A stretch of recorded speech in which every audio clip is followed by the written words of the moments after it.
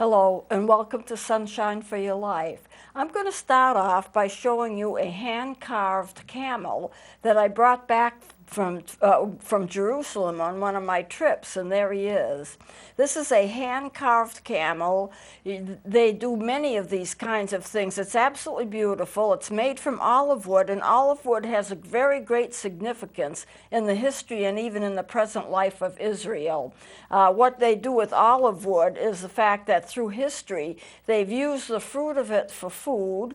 They have used the oil for lamps, for heating, for cooking. They've even anointed kings and so forth with it.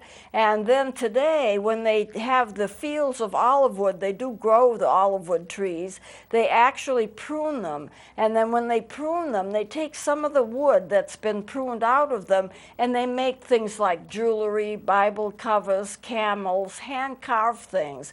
And it's very interesting to see how these are made, because it's a little more complex than what you might think. So beside the camel, I have a little chart, and it kind of shows, and I'm going to try to explain how they actually make the camel, because I've gone into buildings and seen them do it. And what happens is this: you have one man, and he is in quite a large room by himself. There's nobody working with him. Now, we can come in and watch it. We can see him doing what he's doing, but he is by himself, and I kind of twisted him around a little. I tried to make him like a stick figure, but he's back to us, and he's carving. He doesn't talk with us. When people come in to watch, he just tends to his work. He doesn't have any conversations. He doesn't say hello or whatever. So what he does is he's sitting on a bench, and he's in front of a very long table. And he has a mask on because there's dust everywhere from the wood that he's carving. There's dust and there's little pieces of wood everywhere. It's like in the air, you can't avoid it.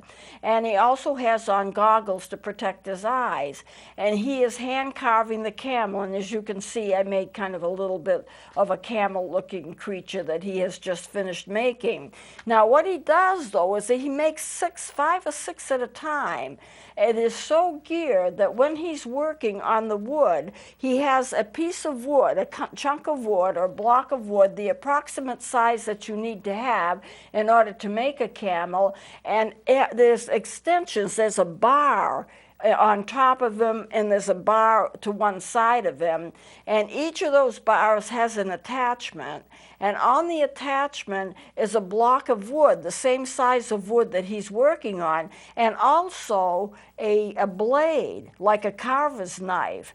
And so it's geared so that it's all connected together. When he moves his arm in order to make a carving, or he moves his blade to make a carving, all of the other blades do the same thing because they're all connected together. Now, there's no way I can accurately show you this, but I wanted to make some kind of a representation so you'll kind of see it. So he carves his camel, and the blade and the block, one extension, and down the line several blocks, and their blades which are with them, and they do the same carving as he's doing. So he carves, and the blades, the other blades, 4 or 5 of them, make the same cuts in their blocks of wood as he is making in his blocks of wood. Now, it's hard to describe it. I can visualize it in my mind, but it's hard to describe it.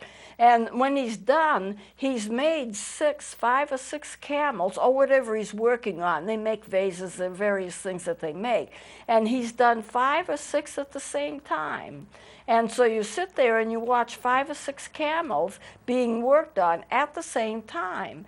And I think it's fascinating because I never would have thought that they would have done it that way. When they say a hand-carved camel that you're buying, well, yes, it is a hand-carved camel that you're buying, and it is beautiful. And olive wood is a wood that's delicate. I think it's heavy, but it's somewhat delicate. It's easy to break it. And I know when I brought things home, some things would be broken. Now, you can see that there are little baskets. There's one on each side. and those were glued on later. But the camel itself is from one total carving, from one block of wood, and then later they put on the baskets. Not all camels have those baskets. You can get camels without them. And it has a little chain, supposedly like a little leash arrangement, and that's put on later too. The actual camel itself is hand carved from one block of wood, and he is carving not only that one camel or whatever he's working on, but he's also carving everything else that he's doing at the same time. So he gets 6 instead of 1, or 5 instead of 1. That's about how much it is, either 5 or 6. And I find that that's really, really fascinating how he does that. We don't understand sometimes when we're working on things or when we see things what is actually involved. All of those camels are going to look alike.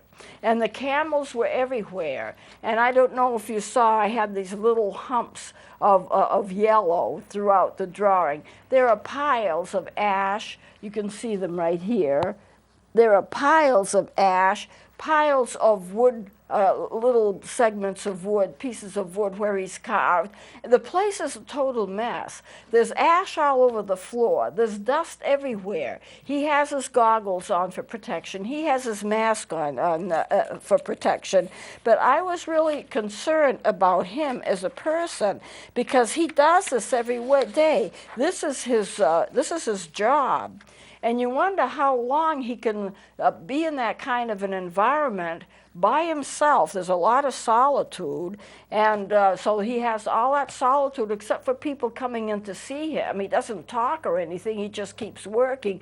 But there's ash everywhere, and it's dusty everywhere, and the ash is all over the floor. I call it ash, but it's little fragments of the olive wood, and so it's just kind of a mess in there, and it flies around. And when I finally left, I was there for a fair amount of time, and several people with me, and this is in Jerusalem, and that's what they do. They make these things. And I wondered, is this what he wants to spend the rest of his life doing? You know, it's easy. It might be his dream job, because he's got to be good at it. You can't get a camel like that and not be good at it. You know, if he makes a mistake, if his blade slips and he makes a mistake, well, 5 other camels have that same mistake on them. So he's got to be good at it. So he is a good carver. And so, but he's going to be breathing ash. He's going to be in that kind of an environment. And I was concerned about it because I was just wondering how long can he do it without getting emphysema, without getting some kind of a lung problem? What's it going to do to his eyes? Now he's protected as much as he can be protected, and he's all alone and he does it all day.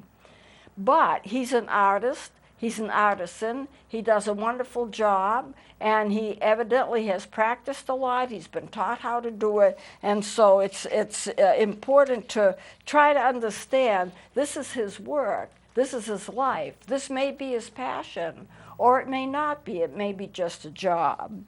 So we get sometimes so engrossed in what we think is the truth that we don't see things as they are. We get so engrossed in our own lives and what's happening to us that we don't pay attention to what's happening to other people. We don't understand what's happening to other people. We don't pay attention to it, and sometimes we don't even understand what God is doing in our life, and let alone what God is doing in somebody else's life.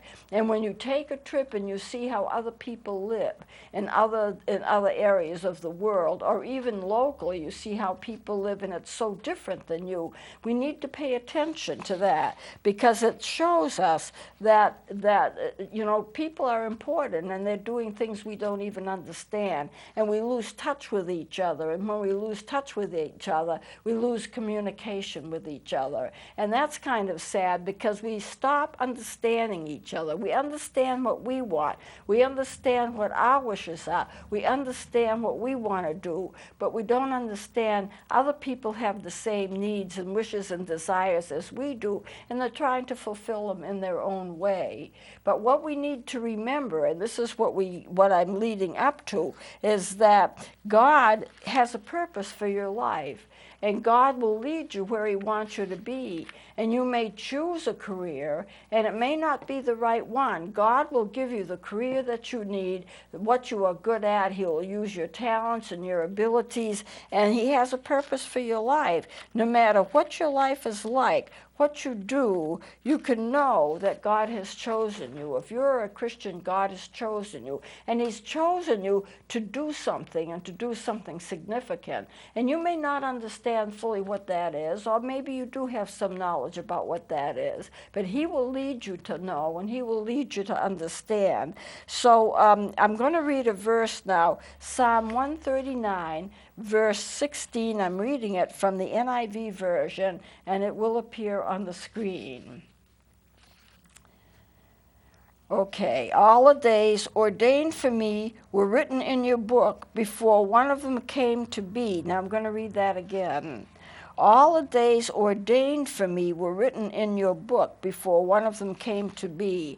Now what that means is everything that happens to me, God has already known about it, and He's appointed that it would happen. He's delegated that it would happen. He knows what's going to happen every day of my life. But every day of your life, too, whatever I say about me also applies to you.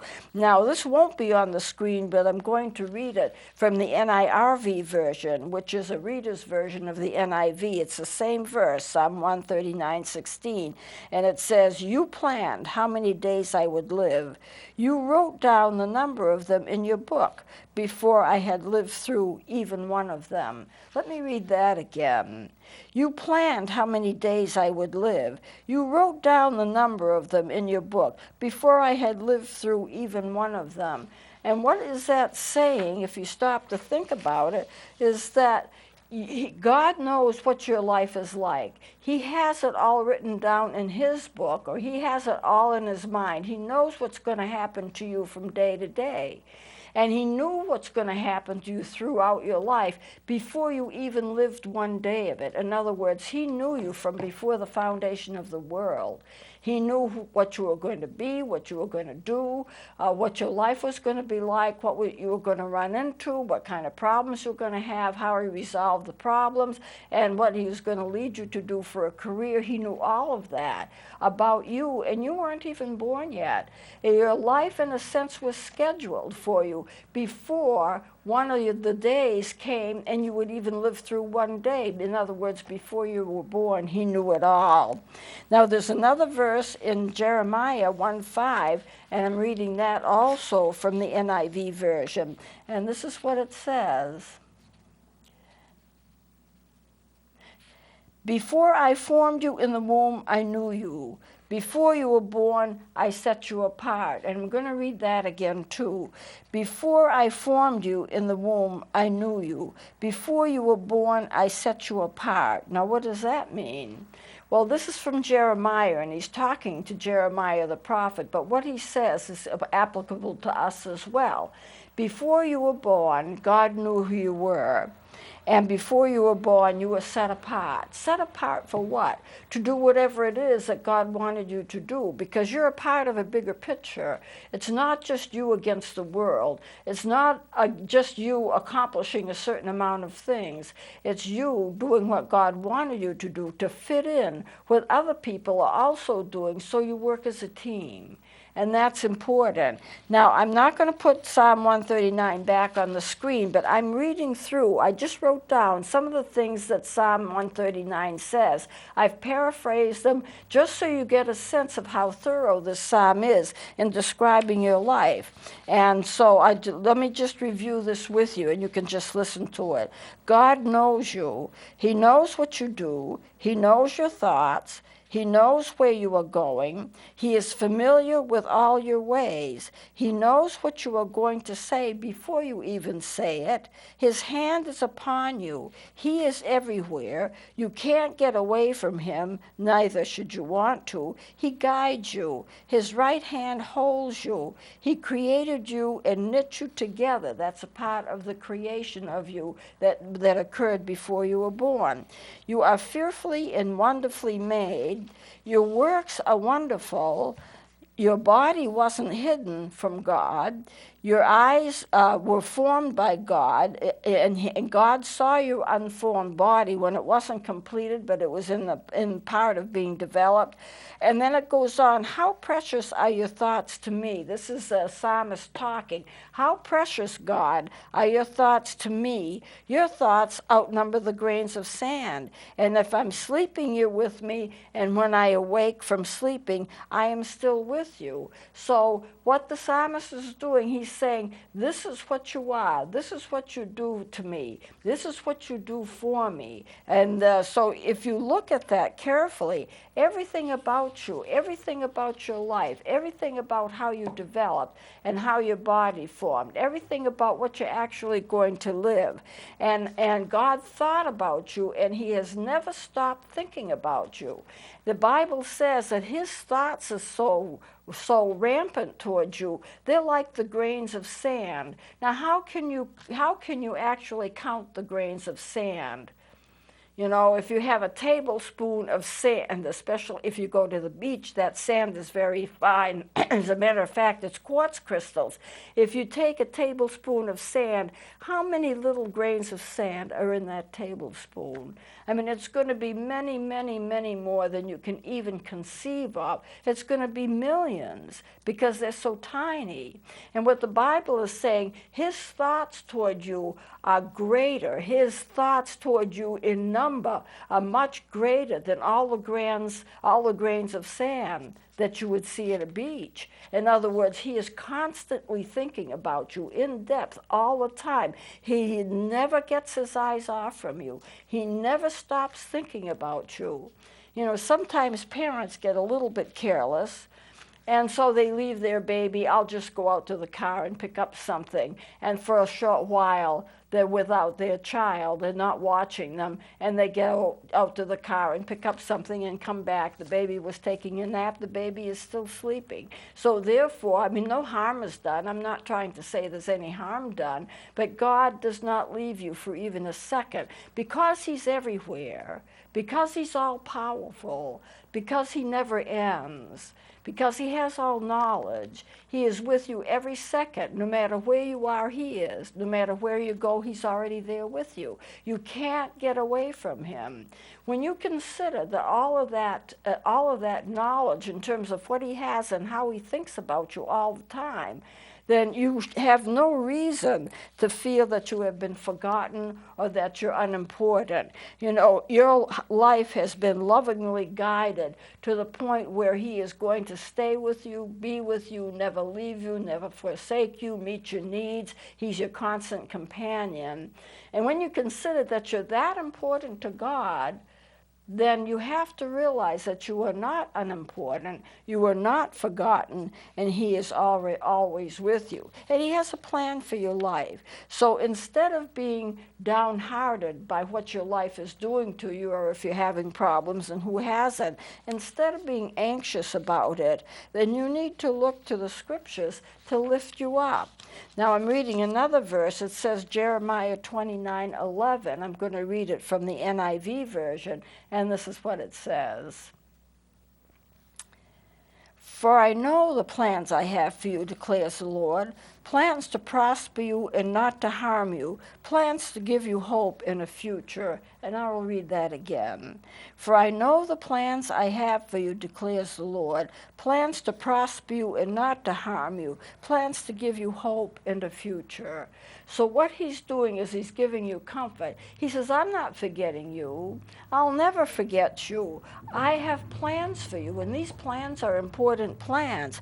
And I'm not going to harm you. These plans are going to be good. They're going to give you a good future. They're not going to give you a bad future. The hope of the future is good, because that's the way I ordained it. That's the way I made you. I made you for a purpose. I'm staying with you through that whole journey in life, and I'm going to create in you something beautiful, and then you have a wonderful future for that. So, you know, whatever you do, you can be carving camels in the Middle East, or you can be a housewife, or you can be a pharmacist or a physician, but your relationship with God is the most important thing that you have, and the thing that he wants the most. most.